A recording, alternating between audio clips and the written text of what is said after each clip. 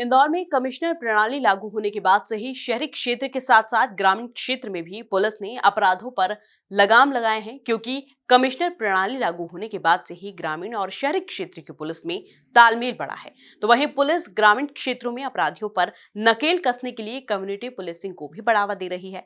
देहात इलाकों में अपराधियों पर नकेल कसने के लिए पुलिस का क्या खास एक्शन प्लान है, देखिए एमपी न्यूज टीवी पर इंदौर ग्रामीण आईजी राकेश गुप्ता के साथ खास 1-to-1 चर्चा। मध्य प्रदेश की आर्थिक राजधानी इंदौर में कमिश्नर रूल लागू हुए 3 माह से ऊपर बीत चुका है। ऐसे में कमिश्नर प्रणाली का कितना व्यापक असर हुआ है इंदौर ग्रामीण पुलिसिंग पर, आज इसी मुद्दे पर बातचीत करने के लिए हमारे साथ मौजूद है इंदौर ग्रामीण IG Rakesh Gupta ji. Sir, commissioner rule का कितना व्यापक असर हुआ है ग्रामीण पुलिसिंग पर? देखिए, जैसा कि आप सभी जानते हैं कि क्राइम किसी एक बंधन में बंधा नहीं है, किसी एक क्षेत्र में बंधा नहीं होता है। और अगर हम ग्रामीण और शहरी क्षेत्र इन दोनों को बांटें तो इन दोनों में कोई आपस में अंतर नहीं है। जैसा कि शहरी क्षेत्र में अब कमिश्नरेट सिस्टम लागू है और अपराधियों के खिलाफ प्रतिबंधात्मक कार्रवाई काफ़ी दृढ़ता से की जा रही है, और मुझे लगता है कि चूँकि अपराधियों पर एक अच्छी कार्रवाई यहाँ शहर में हो रही है, उसका एक असर हम लोगों को ग्रामीण क्षेत्र में भी देखने को मिल रहा है कि अपराधियों की एक्टिविटी जो शहर से ग्रामीण क्षेत्र की ओर जाते थे उसमें कमी परिलक्षित हो रही है। साथ ही मुझे लगता है कि एक बड़ा अच्छा समन्वय हमारा और शहर की पुलिस के बीच में है, और एक मिलजुल के हमारा एक पूरा गश्त का प्लान है, ताकि चूँकि शहर में भी जो एंट्री है वो ग्रामीण क्षेत्र से ही होती है। अगर किसी अन्य ज़िले से कोई अपराधी आता है तो वो ग्रामीण क्षेत्र से होकर ही शहर में प्रवेश करता है। तो हमारा आपस में इतना अच्छा समन्वय है कि हम अपना जो हमारा प्लान है वो पूरी तरह से जेल करता है इंदौर कमिश्नरेट सिस्टम के साथ, कि दोनों सिस्टम आपस में मिलकर एक अच्छा काम कर सकें, एक अच्छी सुरक्षा व्यवस्था हम इंदौर की जनता को दे सकें। उसके लिए हम लोग सब कटिबद्ध हैं और अपना काम कर रहे हैं। सर, इंदौर पुलिस टेक्नोलॉजी का साथ ले रही है और क्रिमिनल्स को ट्रेस किया जा रहा है और स्मार्ट पुलिसिंग की ओर भी अग्रसर हो रही है। ऐसे में इंदौर ग्रामीण पुलिस टेक्नोलॉजी का कितना साथ ले रही है? देखिए, अब तो पुलिसिंग बिना टेक्नोलॉजी के संभव ही नहीं है, और हमें लगातार अपने आप को अपडेट करते रहना पड़ता है सभी तरह के अपराधियों से, क्योंकि अपराधी, मैंने जैसे पहले बताया कि किसी बंधन में बंधे नहीं हैं।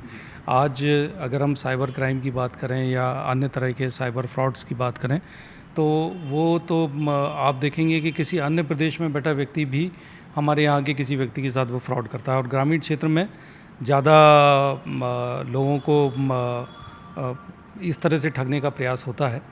तो टेक्नोलॉजी में हम लोग पूरी तरह से अपडेटेड हैं। हमारे सभी ज़िले, चाहे वो संभाग के सारे ज़िले जितने भी हैं, सभी हाई टेक्नोलॉजी का उपयोग कर रहे हैं। उन टेक्नोलॉजी के बारे में अभी मेरे को बताना बहुत मुझे लगता है उचित नहीं होगा, लेकिन चाहे वो हमारा इलेक्ट्रॉनिक सर्विलेंस हो, चाहे हमारा सोशल मीडिया सर्विलेंस हो, सभी क्षेत्रों में हम लोग सक्षम हैं, और किसी भी तरह का कोई भी फ्रॉड या कोई भी क्राइम जिसमें हमें टेक्नोलॉजी की आवश्यकता हो, उसमें हम लोग भरपूर उसका उपयोग कर रहे हैं। सर, इन दिनों देखा जा रहा है कि अपराधी सोशल मीडिया प्लेटफॉर्म की मदद से दहशत फैला रही हैं। ऐसे में अपराधियों की सोशल मीडिया मॉनिटरिंग करने के लिए आपका क्या एक्शन प्लान रहेगा? आपने बिल्कुल सही बोला कि सोशल मीडिया का जहां एक सकारात्मक रूप हम ये देखते हैं कि लोगों को आपस में जुड़ने का, एक सोशलाइजिंग करने का, अपने व्यूज़ को शेयर करने का एक प्लेटफॉर्म मिलता है, वहीं साथ में अपराधी भी इसका बड़ा दुरुपयोग कर रहे हैं, और वो आपस में तरह तरह से अपराध करने के लिए इस मीडिया का उपयोग कर रहे हैं। और इस बात को जैसे ही हमारी पुलिस के संज्ञान में आया है तो लगातार हम लोग इसमें टेक्नोलॉजी का उपयोग कर रहे हैं। और मैं ये बताना चाहूँगा कि आज हम लोग इतने सक्षम हैं कि कहीं भी किसी भी ग्रुप में कोई भी मैसेज चलता है तो तुरंत उसकी जानकारी हमारे वरिष्ठतम स्तर तक हमें मिलती है। हम लोग काफ़ी ग्रुप्स में जुड़े हुए हैं, और कई बार तो हम इसमें हिडन रूप से भी कई ग्रुप्स में जुड़े हैं, ताकि चीज़ों को हम पकड़ सकें। इसके अलावा फेसबुक पर हमारा एक अच्छा सर्विलेंस है, और सभी तरह के सोशल मीडिया प्लेटफॉर्म्स जो हमें लगता है कि अपराधी जिसका उपयोग कर रहे हैं, उन सभी पे हमारी एक अच्छी पकड़ है, पहुंच है। हमारी एक पूरी टीम है जिसके माध्यम से हम लगातार इस पर काम कर रहे हैं। सर, आमतौर पर देखा जाता है कि ग्रामीणों और पुलिस के बीच में संवाद की कमी रहती है। ऐसे में कम्युनिटी पुलिसिंग पर कितना जोर दिया जाना चाहिए? मुझे लगता है कि समाज की सहायता के बिना तो पुलिसिंग की कोई परिकल्पना हम कर ही नहीं सकते हैं। हमें बिना समाज, क्योंकि हमें हर अपराध की सूचना, हर अपराधी की सूचना, कौन सा अपराधी नया हो रहा है, उसके बारे में सूचना तो हमें कम्युनिटी से ही मिलती है। और कम्युनिटी पार्टिसिपेशन इसलिए मैं मानता हूँ कि बहुत ही महत्वपूर्ण है, और ग्रामीण क्षेत्र में तो बहुत ही ज़्यादा महत्वपूर्ण है। उसका कारण यह है कि ग्रामीण क्षेत्र में चीज़ों में, जगहों में दूरियाँ बहुत ज़्यादा होती हैं, और दूरियां बहुत ज़्यादा होने के कारण हमारा एक्सेस हर जगह, हर गांव में होना संभव नहीं है।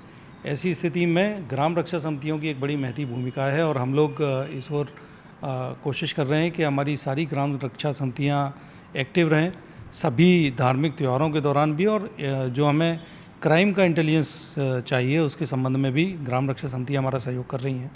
हमारे सभी ज़िले, चाहे वो धार हो, चाहे झाबुआ हो, खरगोन हो, खंडवा हो, सभी संभाग के ज़िले लगातार ग्राम रक्षा समितियों को आगे बढ़ाकर उनका अधिक से अधिक उपयोग क्राइम को रोकने में, जनता से हमारे जुड़ने में, उसका एक उपयोग हो रहा है। जी हाँ, निश्चित तौर पे तो ये थे इंदौर ग्रामीण आईजी राकेश गुप्ता जी, जिन्होंने कहा है कि कम्युनिटी पुलिसिंग पर जोर दिया जाना चाहिए समाज में, ताकि ग्रामीण और पुलिस के बीच में जो संवाद की कमी है उसको दूर किया जा सके। कैमरामैन अरुण यादव के साथ युवराज सिंह पराउत की रिपोर्ट, MP न्यूज़, इंदौर।